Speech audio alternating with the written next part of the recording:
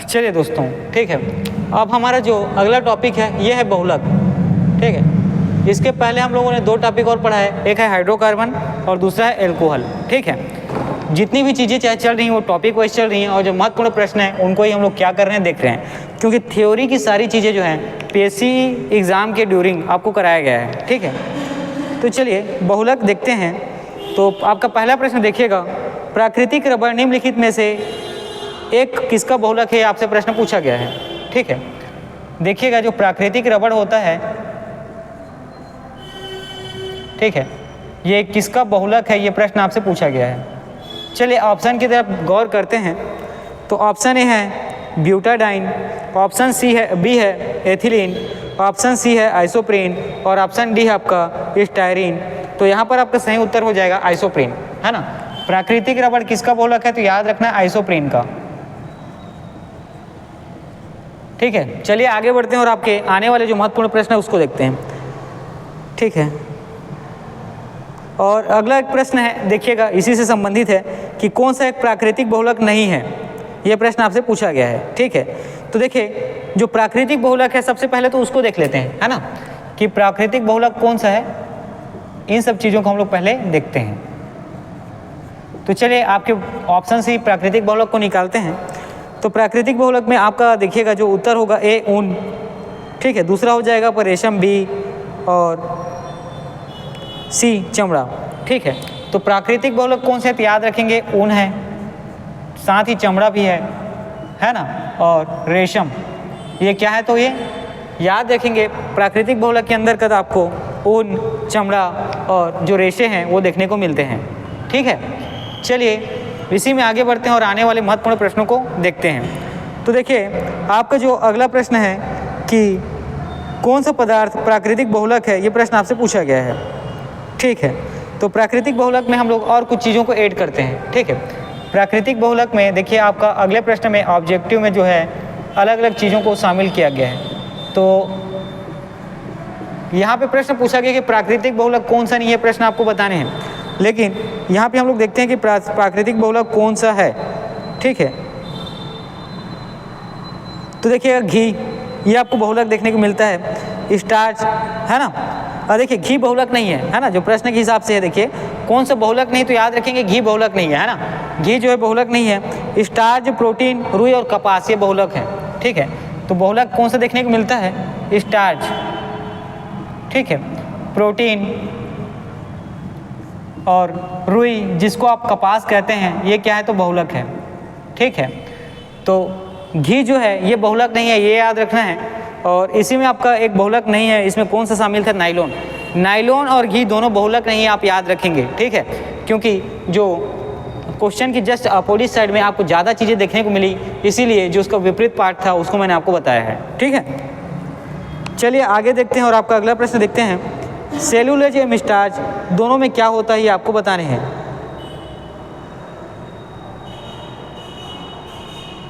ठीक है, सेलुलोज और स्टार्च में क्या होता है, ये आपको बताना है। सेल्यूलोज, ठीक है, और स्टार्च में क्या होता है आपको बताने हैं। ठीक है, सेल्यूलोज और स्टार्च में क्या होता है आपको बताने हैं। तो याद रखेंगे प्लस माइनस ग्लूकोज। ठीक है, प्लस माइनस ग्लूकोज आपको देखने को मिलता है यहाँ पे। ठीक है, देखिए स्टार्च हो गया है, स्टार्च लिखा गया है। ठीक है, उसको आप क्या करेंगे, करेक्ट कर लेंगे। ठीक है, चलिए आगे बढ़ते हैं। निम्नलिखित कार्बनिक पदार्थों में से कौन सा प्रकृति में सर्वाधिक प्रचुरता में पाया जाता है। ठीक है, पहले तो याद रखना कि हम लोग पढ़ रहे हैं क्या, कार्बनिक पदार्थ। ठीक है, इसमें प्रकृति में प्रचुरता में कौन सा पदार्थ पाया जाता है, आपको बताने हैं। ठीक है, तो चलिए यहाँ पर आपके ऑप्शन की तरफ गौर करते हैं। तो देखिएगा आपका ऑप्शन ए है ग्लूकोज, आपका ऑप्शन बी है सेलुलोज, आपका ऑप्शन सी है फ्रक्टोज और आपका ऑप्शन डी है सुक्रोज। तो याद रखेंगे सेलुलोज जो है आपका सही उत्तर हो जाएगा। ठीक है, यहाँ पर जो है सेल्यूलोज जो है आपका सही उत्तर हो जाएगा। ठीक है, चलिए आगे बढ़ते हैं और अगला प्रश्न देखते हैं कि निम्न में से किस रासायनिक ग्रुप से सेलुलोज संबंधित है। ठीक। सेलुलोज का संबंध किस रासायनिक ग्रुप से है आपको बताना है, ठीक है। सेल्यूलोज का संबंध किस रासायनिक, है ना,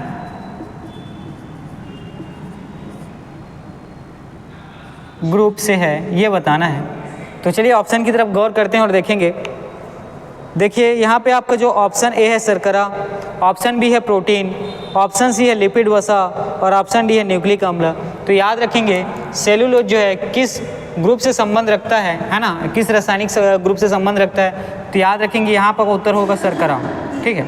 यहाँ आपका उत्तर कौन सा हो जाएगा, तो शर्करा, ठीक है। नमक का ही वो क्या है, अवयव है ना, नमक का ही अवयव है सेलुलोज जो है, ठीक है।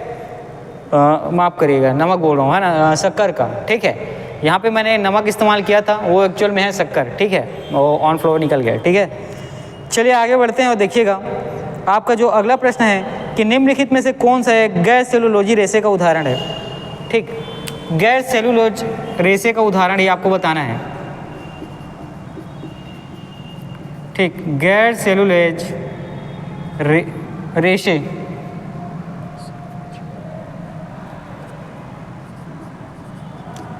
रेशे का उदाहरण है ये आपको बताने हैं, ठीक है। तो चलिए ऑप्शन की तरफ गौर करते हैं।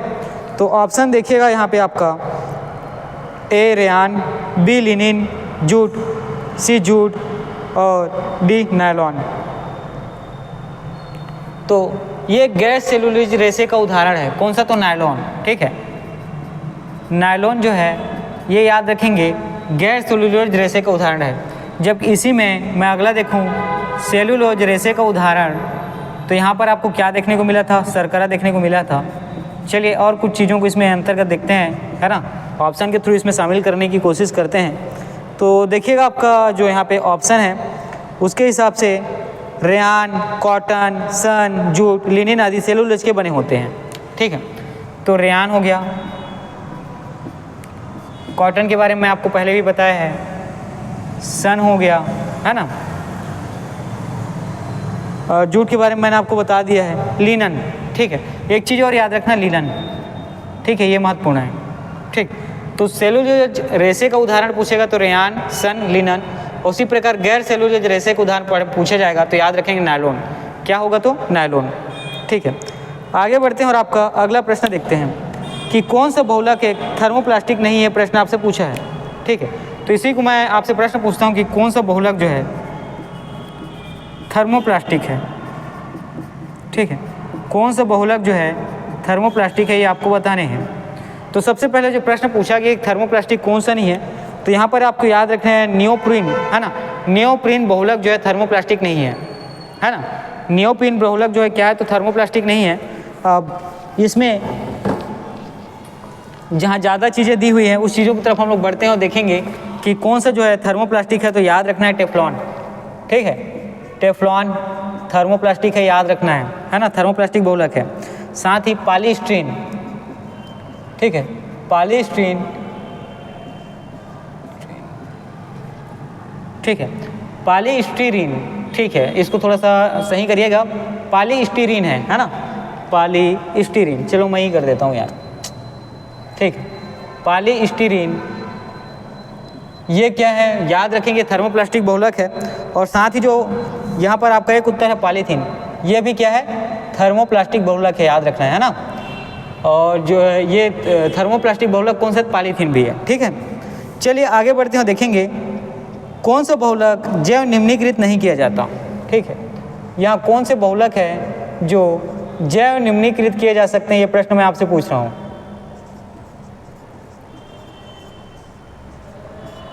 ठीक है। तो सबसे पहले जो आपका प्रश्न यहाँ पे पूछा गया था कि कौन सा बहुलक है जो जैव निम्नीकृत नहीं किया जा सकता, तो यहाँ पर आपको याद रखेंगे जो पीवीसी होता है, पॉलीवाइनिल क्लोराइड, ये क्या है, तो जैव निम्नीकृत नहीं, आपको याद रखना है। तो जो जैव निम्नीकृत है उसको आपको बताने हैं। तो देखिएगा जो जैव निम्नीकृत है ना, इसमें आपका उत्तर होगा सेलुलोज,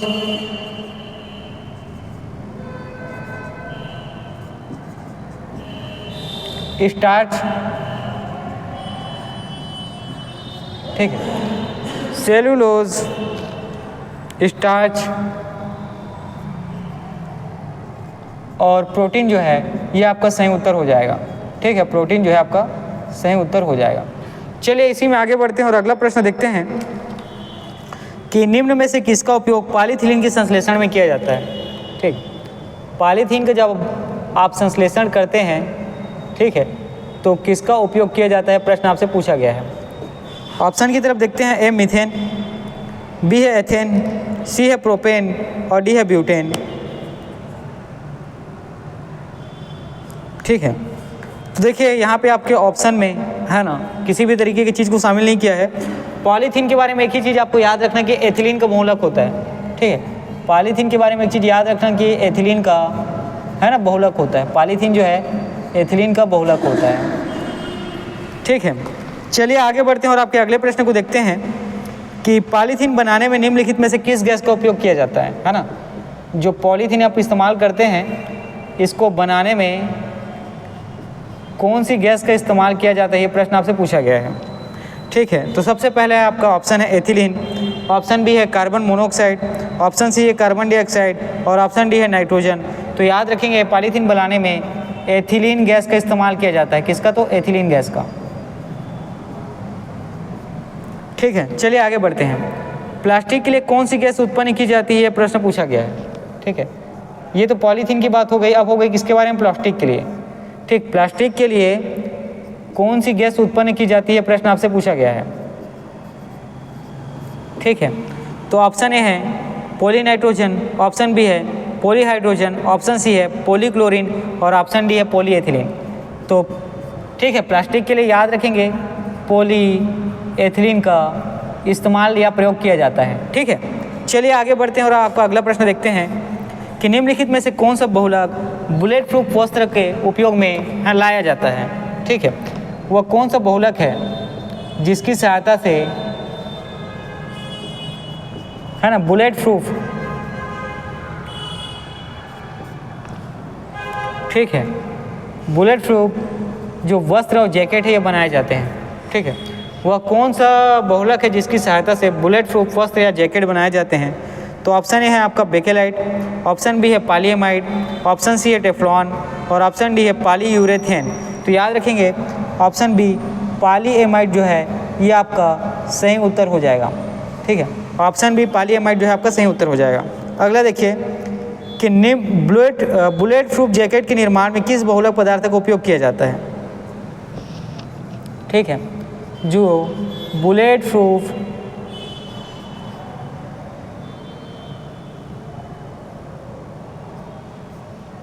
जो जैकेट है इसमें कौन से बहुलक का इस्तेमाल किया जाता है, ये प्रश्न आपसे पूछा गया है।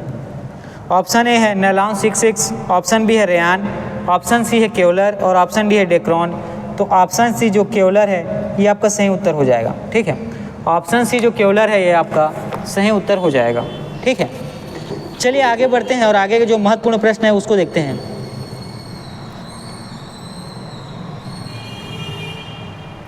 देखिएगा जो अगला आपका जो महत्वपूर्ण प्रश्न है ये कौन सा है। तो अगले जो महत्वपूर्ण प्रश्न में आपको यहाँ पे ध्यान देना है, बुलेट प्रूफ पदार्थ बनाने के लिए निम्नलिखित में से कौन सा बहुलक प्रयुक्त किया जाता है। तो बुलेट प्रूफ के लिए याद रखेंगे पॉलीएमाइड का इस्तेमाल किया जाता है। लेकिन जब बुलेट प्रूफ जैकेट के इस्तेमाल के बारे में बात हो तो हाँ केवलर का इस्तेमाल किया जाता है। ठीक है, अगला तो देखिए कि कौन सा बहुलक बुलेट प्रूफ खिड़की बनाने में उपयोग किया जाता है। ठीक है,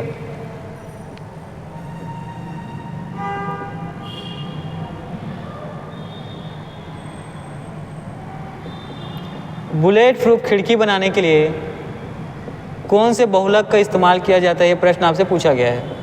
तो चलिए ऑप्शन की ओर ध्यान देते हैं। ऑप्शन ए है पॉलीक्लोरोकार्बोनेट, ऑप्शन बी है पॉलीयूरेथीन, ऑप्शन सी है पॉलीस्टायरीन और ऑप्शन डी है पॉलीएमाइड।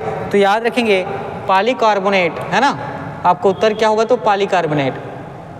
ठीक, पॉलीकार्बोनेट की सहायता से बुलेट प्रूफ खिड़की है ना का निर्माण किया जाता है। चलिए आगे देखिए, निम्नलिखित में कौन एक बुलेट प्रूफ जैकेट बनाने में प्रयोग किया जाता है। ठीक है, तो बुलेट प्रूफ जैकेट यहाँ पे मैंने आपको क्या बताया, केवलर। ठीक है, चलिए देखते हैं इसी को किस तरीके से अन्य प्रकार से पूछा जा सकता है कि बुलेट प्रूफ जैकेट बनाने के लिए किसका इस्तेमाल होता है, ये प्रश्न आपसे पूछा जाएगा। ठीक है, ऑप्शन पर गौर करते हैं। ए रेशेदार कांच, बी है गन मेटल, सी है शीशा और डी है लेमिनेटेड कांच, है ना। तो किसका, तो याद रखेंगे लेमिनेटेड कांच का इस्तेमाल यहाँ पे किया जाता है। ठीक है, बुलेट प्रूफ जेके में किसका, तो लेमिनेटेड कांच का इस्तेमाल किया जाता है। अगला है बहुलक को विशेषतः बर्तनों पर न चिपकने वाले सतह के रूप में प्रयुक्त किया जाता है। ठीक है, जो आपका अभी वर्तमान में जो आप बर्तन है ना इस्तेमाल करते हैं, ठीक है, क्या कहते हैं, थोड़ा सा दिमाग में नहीं आ रहा अभी। ठीक है, बहुलक जो विशेषतः बर्तनों पर न चिपकने, है ना, बर्तनों पर न चिपकने वाली जो क्वालिटी होती है उसमें, हाँ, कोई भी ऐसा बर्तन जिसमें सब्जी क्या जले नहीं और चिपके नहीं, उसमें कौन से बर्तन बहुलक का इस्तेमाल किया जाता है जिससे वो सब्जी जो है ना तो इसमें जलती है और नहीं इसमें चिपकती है। ठीक है, तो बहुलक कौन सा ये आपको बताने हैं। ए पॉलीविनाइल क्लोराइड, बी टेफ्लॉन, सी पॉलीस्टीरीन और डी पॉलीप्रोपिलीन। तो यहाँ पे जो टेफ्लॉन है आपका सही उत्तर हो जाएगा। ठीक है, बर्तनों में खाना बनाते समय, ठीक है, बर्तनों में कौन सा बहुलक इस्तेमाल किया जाता है जिसके कारण सब्जी ना तो जलती है और नहीं क्या होती, चिपकती है, तो याद रखेंगे टेफ्लॉन। ठीक, चलिए आगे बढ़ते हैं।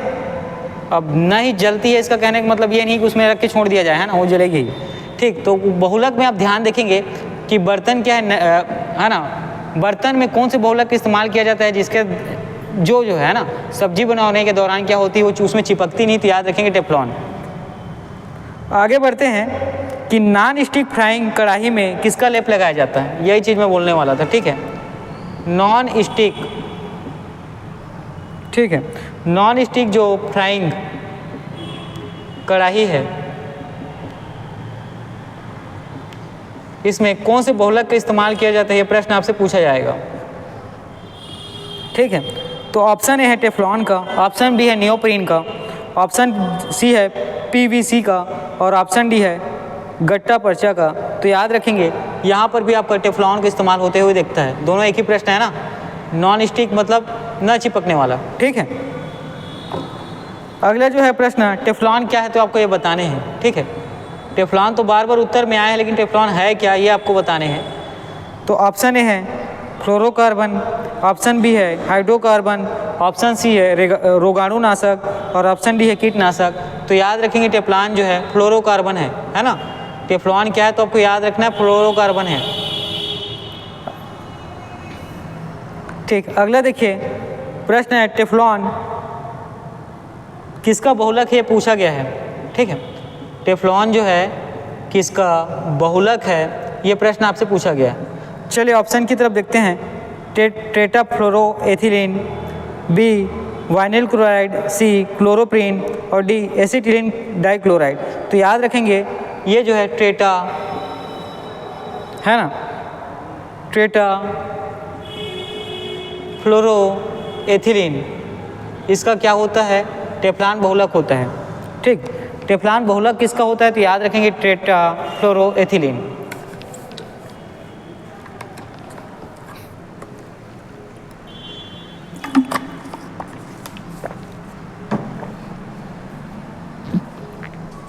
चलिए आगे बढ़ते हैं और आपके आने वाले प्रश्नों को देखते हैं।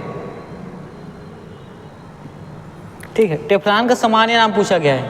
ठीक है, टेफ्लॉन का सामान्य नाम है ना, सामान्य किस नाम से टेफ्लॉन को पुकारा जाता है, ये प्रश्न आपसे पूछा गया है। तो देखिएगा आपका जो है यहाँ पे ऑप्शन है ए पॉलीटेट्राफ्लोरोएथिलीन। ठीक है, और अगला है पॉलीविनाइल क्लोराइड, अगला है पॉलीविनाइल फ्लोराइड और अगला है डाइफ्लोरोमीथेन। तो याद रखेंगे पॉलीटेट्राफ्लोरो,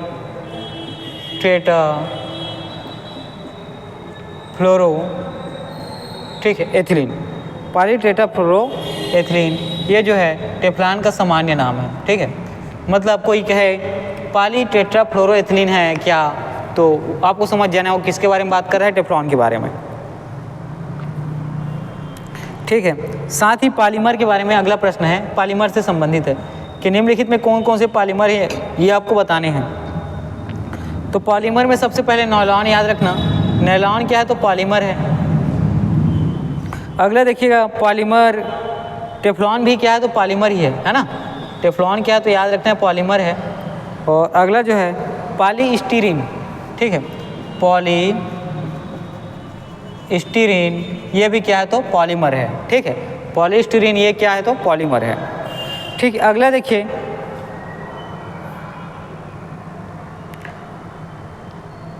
ठीक है, कृत्रिम पदार्थ कौन सा नहीं है, प्रश्न आपसे पूछा गया है, ठीक।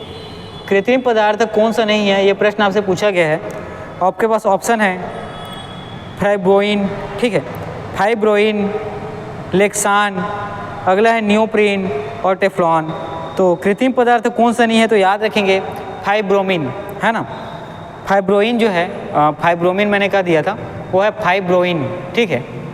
फाइब्रोइन जो है कृत्रिम पदार्थ नहीं है। तो कृत्रिम पदार्थ कौन से होंगे, तो यहाँ पर आपका जो उत्तर है देखो लेक्सान, ठीक है, लेक्सान जो है क्या है तो कृत्रिम पदार्थ है।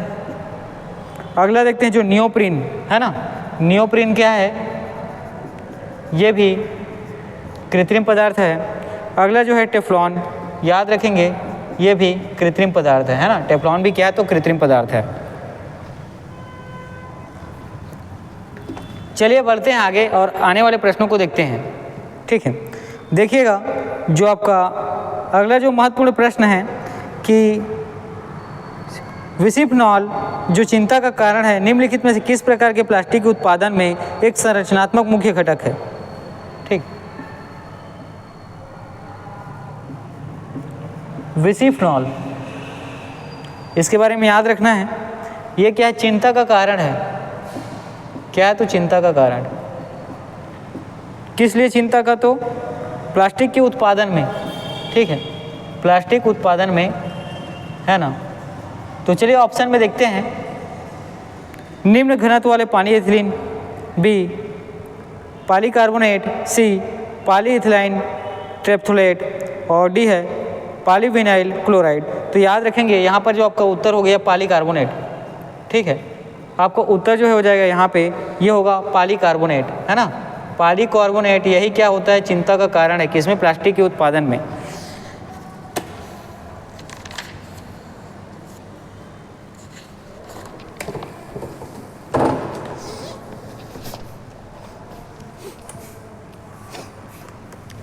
चलिए आगे बढ़ते हैं और जो आपके आने वाले महत्वपूर्ण प्रश्न है उसको देखते हैं कि जो फिनाल का प्रयोग करते हैं वो क्या है ये आपको बताने हैं, ठीक।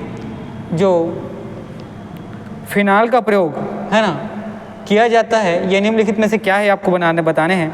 ए पीवीसी, बी नॉयलॉन, सी पॉलीस्टीरीन और डी बेकेलाइट। तो फिनाल क्या है तो आपको याद रखना है बेकेलाइट, है ना। फिनाल क्या है तो आपको याद रखना है बेकेलाइट है।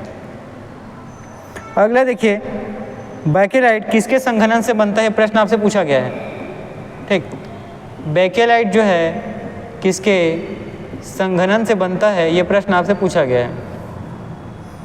ऑप्शन ए है यूरिया एवं फॉर्मेल्डिहाइड, ऑप्शन बी है फिनाल एवं फॉर्मेल्डिहाइड, ऑप्शन सी है फिनाल एवं एसीटैल्डिहाइड और ऑप्शन डी है मेलामिन एवं फॉर्मेल्डिहाइड।